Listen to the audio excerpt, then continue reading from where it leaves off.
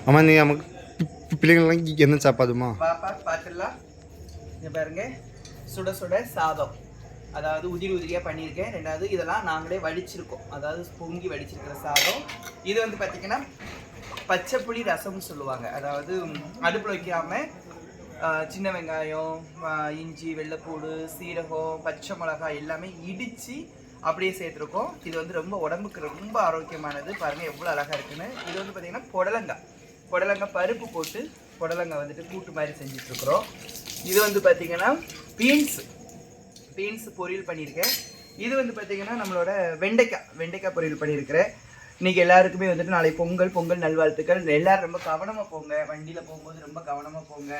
ஏன்னா வந்துட்டு டிராஃபிக் நிறையா இருக்கும். வேகமாக அவசரமாக எங்கேயுமே போகாதீங்க தங்கங்களா. ஏன்னா வந்துட்டு நேரங்கள் வந்துட்டு எந்த நேரம் எப்படின்னு சொல்ல முடியாது. நீங்கள் ரொம்ப கவனமாக போகணும், வண்டியில் பாதுகாப்பாக போகணும். நீங்கள் பொருள் வாங்கிட்டு போவீங்க, பரபரப்பாக இருப்பீங்க. ரொம்ப நம்மளோட ஆரோக்கியம் நமக்கு ரொம்ப முக்கியம். நம்மளோட வாழ்க்கையில் நமக்கு ரொம்ப கவனம் தேவை. ஏன்னா நம்ம குடும்பம் வந்து நம்மளை நம்பி தான் இருக்காங்க. அதனால எல்லோரும் கவனமாக போங்க. நீங்கள் எல்லோரும் நல்லா இருக்கணும்னு நான் உங்களை வாழ்த்துறேன். வாங்கி இப்போ எல்லோரும் சாப்பிடலாம். வாங்க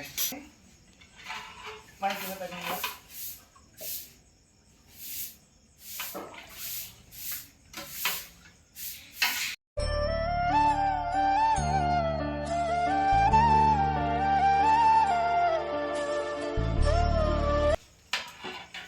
நாங்களும் பொங்கல் தயாராக இருக்கோம்.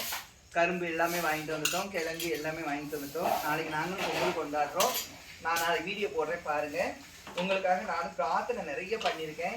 உங்களோட வாழ்க்கையில சரியா?